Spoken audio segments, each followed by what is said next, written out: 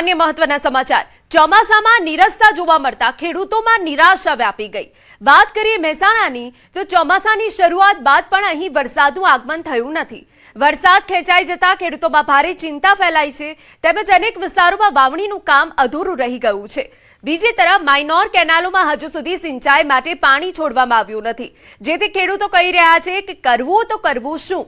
ખેડૂતોના જણાવ્યા મુજબ જિલ્લામાં અનેક સ્થળોએ લગભગ 1200 ફૂટ ઊંડા ટ્યુબવેલ પણ પાણીના અભાવે નિષ્ક્રિય બન્યા છે, જેથી ખેડૂતોને હવે કેનાલના પાણી પર આશરો છે, જેથી સમયસર સિંચાઈ માટે પાણી ઉપલબ્ધ કરાવાય તેવી ખેડૂતોએ માંગ કરી છે।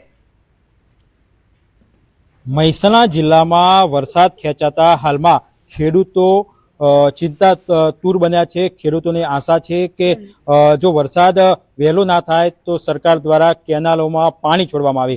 આપણા સાથે મહેસાણા જિલ્લાના કેટલાક ખેડૂતો છે, તેમના સાથે વાતચીત કરીશું। શું કહેશો, હાલમાં વરસાદ ખેંચાયો છે, ખેડૂતોની શું હાલત છે? વરસાદ ખેંચાવાથી ખેડૂતોની વિકટ પરિસ્થિતિ છે અને અમારો મુખ્ય વ્યવસાય ખેતી અને પશુપાલન છે।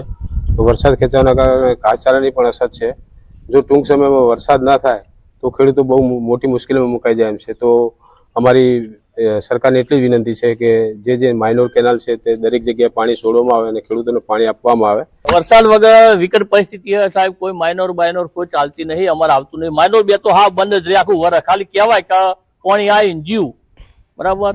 હવે બૂમ બરાડા પાર કરીએ, ખેડૂતને કોઈ સ્કોપ નહીં, તો જમીનમાં વાવવા માટે અત્યારે હાલ કોઈ સ્કોપ નહીં। ટાઈમે પૂરો થવા આવ્યો વાવેતરનો, એટલે કેનાલનું પાણી આવે તો વળી કંઈક વાવેતર થાય થોડું ઘણું। ખેડૂતોની ફફોડી હાલત બની ગઈ છે અને કોઈને ઘાસચારો પણ નથી, એટલે નર્મદાનું પાણી જલ્દી છોડે ને તો ખેડૂતોને કોઈ તકલીફ ના પડે, કારણ કે પશુ ઉપર જીવન આધારિત થઈ ગયું હોય, કારણ કે ખેતીમાં તો કોઈ હાલ આવક છે નહીં, એટલે ખેડૂતોને હાલ મુશ્કેલ ભર્યું જીવન છે। હાલ કેનાલ હોય છે તેમાં પાણી છોડવામાં આવે જેથી કરી તેમની ખેતી થઈ શકે અને જે પશુપાલન પર જે નિર્ભર હોય છે તેમનું જીવન સુધરી શકે।